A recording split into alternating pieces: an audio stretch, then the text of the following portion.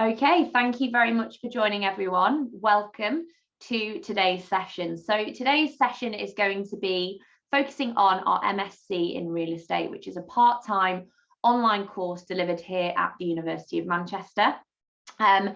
What we like to call it, it's a fast-track conversion course, and it's accredited by the Royal Institution of Chartered Surveyors. I'm delighted to be joined by Mark Shepherd, our course director, today, who's going to run you through and talk to you a little bit about our core units on this MSc in Real Estate, and explain whether or not this course will be the right fit for you if you're sat there considering this degree programme for your next step. I want to keep this session quite informal and quite relaxed. So yes, we'll be providing you with a lot of information, but we want you to be involved in this. So any questions to those listening live, please submit them in the chat functionality at the bottom of your screen. If you're listening to this as a watch back on our YouTube channel, please submit your questions directly to myself. You'll find my email address at the bottom of your screen throughout the session. But please do kind of utilize the chat function today. We're here to support you, answer any questions, and also provide you with quite a lot of information. So I hope you've got your notepads and pens ready. My role as a course advisor, and I sit within a big team of course advisors, is to essentially support prospective students like yourselves through the application process, but also to kind of guide you through that decision-making process when you're sat there at the beginning of your journey. So feel free to get in touch with myself and the team directly. Submit your CV to us. We can review that and kind of have a bit of a conversation around your eligibility and how you can take the next steps with the University of Manchester. Mark, without further ado, I'm going to hand it over to you today to kind of introduce yourself and walk through the session. Okay, thank you, Daisy. Hello, everybody. A very warm welcome. Thanks for joining us, whether you're here with us now or you're watching this on playback.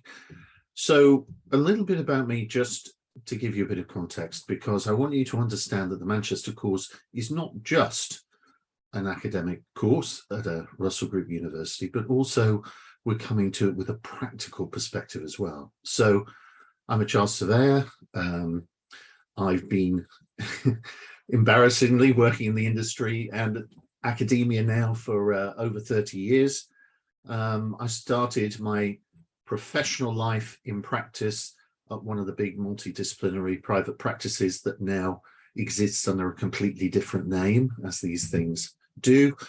But I started my academic career in London at South Bank University, moved to Salford, and more recently, about 7 years ago, I moved across the Irwell River from Salford to Manchester to join Manchester University. So I see my role as twofold. One is as course leader. I obviously take academic leadership of the program, but also because I am a professional, I ran my own practice alongside my academic career for a long time.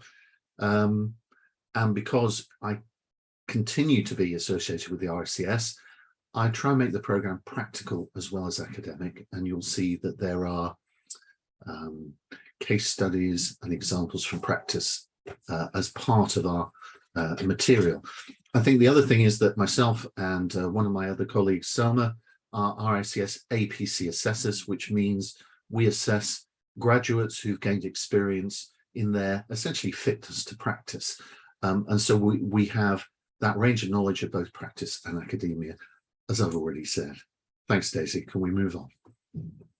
So the question I'm sure you're asking is this the right course for you? Obviously, my answer would be yes, but let's be a bit more rigorous about this and have a look at whom it might appeal to.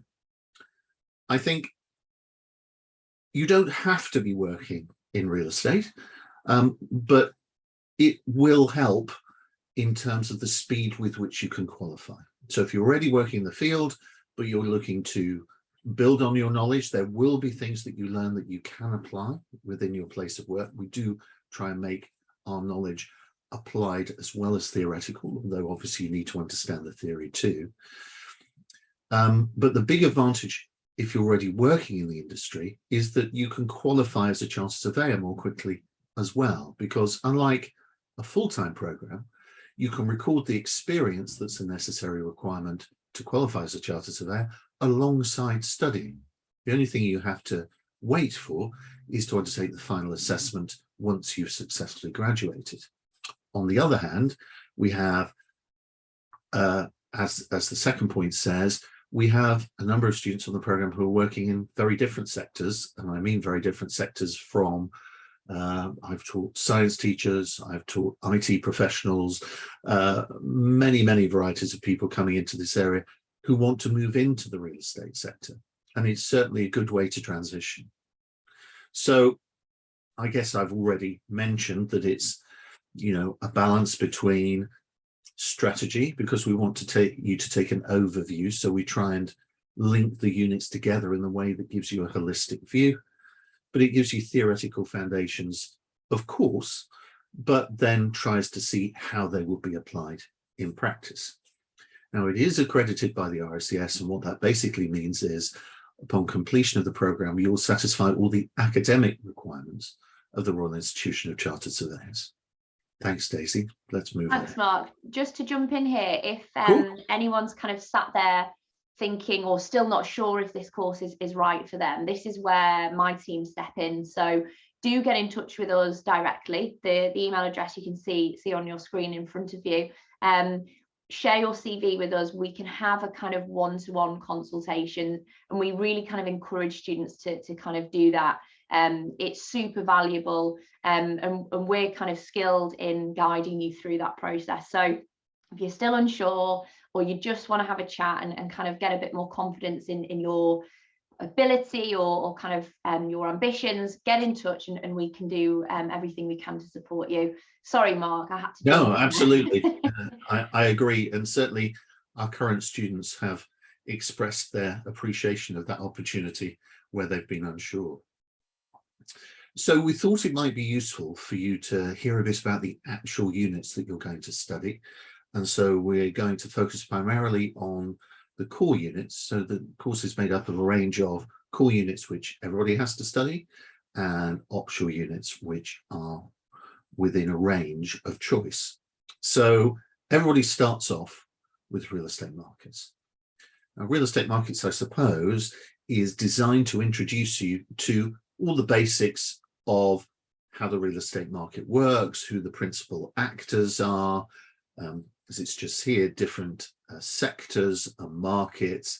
And it also gives you an introduction to a certain amount of urban economics.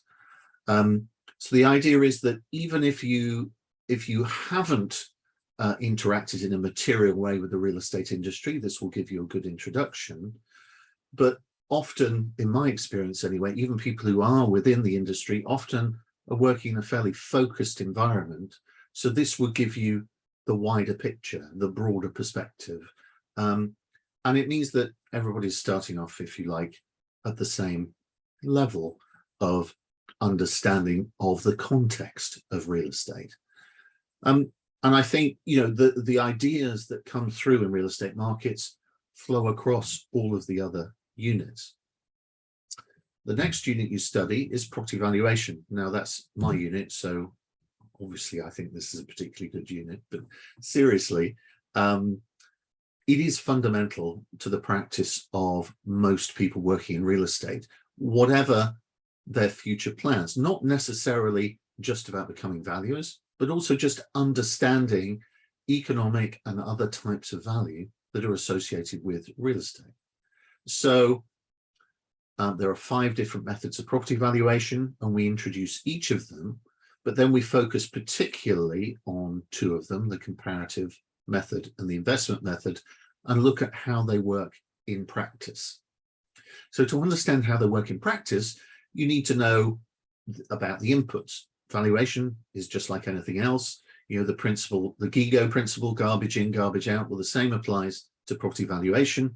So part of it is about understanding the physical, legal, and economic factors that impact on the value of different types of real estate in different localities. Okay, so then we move on to I suppose, more the development side. First of all, there's planning for future cities, which is a combination really of two things. It's to help you understand international planning systems and different ways of managing planning. So whether it's the zoning systems common in Europe or the ad hoc systems like we have in the UK, for example. But it's also, I think, really important to understand future trends in cities and real estate and global development, because I think, you know, what we're trying to do is help you plan for the future. Our environment, the context in which we're working is changing rapidly, or is being changed rapidly, particularly by technology. And so, you know, a particular focus on technology and smart cities, we think is important to underpin your appreciation of how our planning and city environments are changing. And that feeds into land and development. Land and development is about understanding the whole development life cycle from the inception of a project through to its final disposal. So it takes some of the principles of planning that you've learned in future cities and applies them to a project that you get to explore, actually looking at how this might work in practice. Also, it takes what you've learned in property valuation and applies it specifically in a development context. So you focus in more detail on development appraisal. So you can see that the units do feed into each other, and whilst they are complementary, there is a natural progression through these. Thanks, Daisy. Next one, please. The next broad area is about investment and management. And so the first unit is real estate investment and finance, which I suppose is looking at two things. It's looking at sort of portfolio management and investment management, the idea of, you know, selecting, creating, evaluating portfolio and risk. It's about different ways of investing in real estate. There tends to be, in the public's perception, the idea that real estate investment is primarily owning bricks and mortar, physical buildings. But actually, you know, there are all sorts of alternative ways in which interests in property can be held, real estate investment trusts probably being the most obvious, but there are lots of others. And so this unit seeks to look at investment and finance methods to kind of underpin that whole investment decision-making process. But of course, if you're going to acquire a portfolio of properties, typically for investment, then what you will do is ownership will be separated from occupation, and you'll be owning the asset in order to generate income, maximize return and profitability.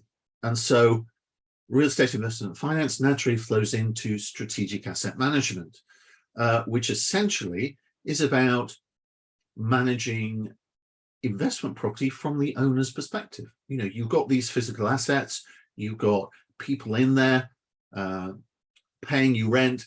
How do you keep them happy, maximize your profits, and you know, maximize their satisfaction, and therefore minimize your costs? And so there are a number of different aspects we look at, but particularly topics that are of current importance, like risk management, which obviously we've talked about already in real estate investment and finance, sustainability and responsible property investment. You know, that whole ESG agenda is incredibly important in real estate as much as it is in anywhere in any other field. And certainly, you know, we're under scrutiny in terms of how we manage real estate, and therefore that's reflected in our approach. Thanks, Daisy. So you complete 6 core taught units that everybody studies, and then you get to choose an elective. So at the moment there are 3 electives here. Real estate law and practice, which is frankly primarily aimed at UK-based students, because practices in the UK want graduates that they employ to have a sound knowledge of landlord and tenant law and land law. And so you'll understand about landlord and tenant relationships and the extensive statutory control that is exerted over different aspects of the real estate market. The second unit, in no particular order, is real estate modeling, which is more about econometric modeling and the mathematical modeling of the performance of real estate markets. So it's led by one of our urban economists, and he focuses on different aspects, residential and commercial market, but looking, for example, at the different factors that influence markets, how markets are currently performing and how they might perform in the future, a whole list of things which could be modeled to inform real estate decision making in lots of different ways. The third option, which again is my option, so I'll try not to dwell on it unfairly, is a corporate real estate project. Basically, everything so far inevitably has focused on the owner's point of view, or the developer's point of view, or the property manager's point of view, all about managing property that's in your ownership or in your control, with the purpose of efficiency, profit, value. Obviously, we could measure value in all sorts of ways, not just financial. But for corporate real estate project, it's about looking at it from the occupier's perspective. It's flipping it on its head and saying, okay, what do corporations look at? How do corporations manage their real estate holdings? How do we look at it from the occupier's point of view? And the project itself is about, I suppose, finding solutions by linking real estate objectives with corporate objectives. So it's how does real estate support the corporate purpose, the mission, and so on. Right, I better stop talking about my unit there and move on to the next one, please, Daisy. So you get to choose one optional unit from those three, and then the one thing which we're going to come on to talk about is the project-based inquiry. But let me take you through some of the practicalities of the course first. So it's 2 years part-time, and it's delivered fully online to fit around you. So the only, well, I suppose there are two things. Each unit is studied in sequence. So you're not generally studying more than one unit at a time. There's one unique divergence from that, but I'll talk about that in a minute. The idea is you have 10 weeks to study a particular topic before you move on to the next one. So within those 10 weeks, you can broadly focus your time as you wish, but obviously there will be assignment deadlines that you have to meet. But other than that, you know, people study at different times, interact at different times, connect with tutors at different times, and that's fine. So you'll see the courses are 20 credits. That essentially equates to 200 hours of study in total, or about 20 hours a week, as Daisy has kindly put there. Now, I usually get asked, is that an absolute? And, you know, how do we fit it in? And the answer is, I think that's the ideal, but obviously there'll be some subjects that you know more about than others, or some subjects that you find easier than others. And so it's, I think you'll find it varies from topic to topic. But if you aim for up to 20 hours a week, I think you would have the right mindset. You know, you can take the materials with you. You can view them on tablets and, heaven forbid, even phones. I couldn't read it on a phone, but at my age, then maybe that's not surprising. You know, and there are even ways of potentially accessing it offline if you need to. So it is pretty flexible in terms of how you engage. So that, as I mentioned before, there are 6 20 credit core units. They're the ones you have to study, one optional unit, and then there's this thing called the project-based inquiry, which I think I'm going to touch on next. Mark, I'll just go back a slide. So obviously it's on the screen, but if you can touch on it here. No, it's okay. Carried away. Honestly, right, project-based inquiry. Many of you, perhaps, if you've done an undergraduate degree, will have done a dissertation. This is not a dissertation, but it is a project that is a substantial piece of work. It's about 10,000 words, and it represents 40 credits of the unit. So if you think that all the other taught units are 20 credits, this is like a double unit. But the ways in which it diverges from your typical conception of what a dissertation might be, I suspect, is, number one, it's often designed to be practice-based. So if you're working in practice, finding a solution to a practical problem, albeit using appropriate academic tools, is definitely one of the things that we would look to achieve. Secondly, it's shorter than a typical postgrad dissertation here at Manchester, which is normally 60 credits, whereas this is only 40 credits. But also it's a topic of your choice. It can be anything real estate related that you're interested in. So you have a lot of control over the subject that you adopt and how you pursue it. But you'll do that in partnership with a supervisor who will work one-to-one with you to support you through that process. Now, I did mention just now that there's one situation in which we deviate from the one unit at a time strategy, and that's here with the project-based inquiry. Whilst you're studying your elective, we also start you thinking about your project-based inquiry. So we get you to think about the sort of topic you'd like to do and potentially come up with your aims and objectives, possibly even an outline methodology. The idea being that once you've finished your elective unit and submitted the final assessment, you're not then trying to decide what to do for your project, but you've got the scaffolding, if you like, and construction can start as soon as you sort of submitted your last assessment.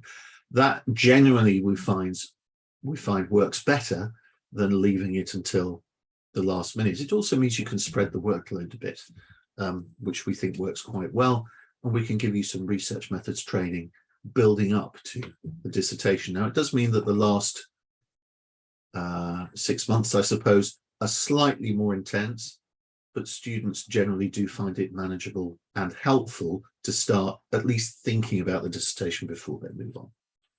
Thanks, Daisy. Thank you, Mark. To all of those listening live, I hope you found that insightful. I certainly have. Before I kind of wrap up today, if you would like to have any questions answered today by Mark or myself, please put them in the chat for the next couple of minutes that we've got on this session. I was just having a look at those who are listening to it live today, and it's great to see some of our applicants in the room. So welcome. Looking forward to having you on the course in September. So just feel free to kind of submit any questions today. If not, you've got my contact details at the bottom of your screen. I just wanted to put a quote from one of our kind of superstar students, if you like. Now, Elizabeth graduated this year. I attended her graduation. It was a fantastic day, along with meeting some of our other students. Kind of post-COVID, it was really nice to kind of get together and obviously celebrate the successes of our wonderful cohort of students. You can see her quote here. I'm going to read it out to you. I know you can all probably read. I hope so anyway. So Elizabeth has said that this course is great, not only because it's taught online, but it also provides a strong stepping stone for my career. In addition, it allows me to work around my current work schedule whilst providing one of the best RICS accredited degrees in the country. So I hope this kind of instills a bit of confidence in you guys listening, prospective students listening today. This course has been designed with the working professional in mind. It's doable alongside your career. It's a stepping stone, as Elizabeth said, into any kind of career that you're wanting to go into next. I think we have had a question. So thank you, Adam, for your question. Mark, is there any possibility for variance of the 2-year part-time degree, perhaps 3 years? The simple answer to that is potentially yes. It's been designed that the standard route through the program is 2 years, but I think, if I remember correctly, our documentation regulations approval allows you to take up to 5. So potentially, yes, you could take longer if you wanted to. It would be something we need to discuss just to make sure that the only thing to bear in mind is that the units themselves run at certain times. So if you decided to break, then we'd have to make sure that you came back in at the right time. And so the challenge with that obviously is fitting you in when that unit is running again, or finding units that you can take out of sequence, which is potentially possible as long as you complete real estate markets and property valuation at the start, and the options and the project at the end. That's a complicated answer, but yes, in theory that's possible, but we'd have to sort of discuss and negotiate it on a one-to-one. Thank you, Mark, and that is absolutely correct. And one thing I'd just like to say is, obviously we can have that conversation with you if circumstances change and, you know, work commitments get a bit too much and you need to kind of pause your studies for a little bit, but go into this with the mindset of it's a 2-year MSc, I'm going to do it in 2 years, jobs are good and I can go on to kind of smash my career after the 2 years is kind of done. Don't kind of think, oh yes, there's an option there to pause my studies. Go in and kind of get it done as soon as possible. But obviously, you know, we can take circumstances into account always, and we can have that conversation if that time is right. So I've had a question from another of our students, or prospective students should I say. So what disability support is available, for example, extended coursework deadlines? Now this does sit with our student support team. So what I can do for this particular question is find out a little bit more information for you, and kind of get that across to you so you can see what's available to you. Mark, I don't know if you know anything a little bit about this that you could add. I suppose yes. So each student who wishes to can be assessed. So we within the university we have DAS, and I've completely forgotten what it stands for a minute, but anyway, it's our central service internally that provides learning plans and support for people who need it.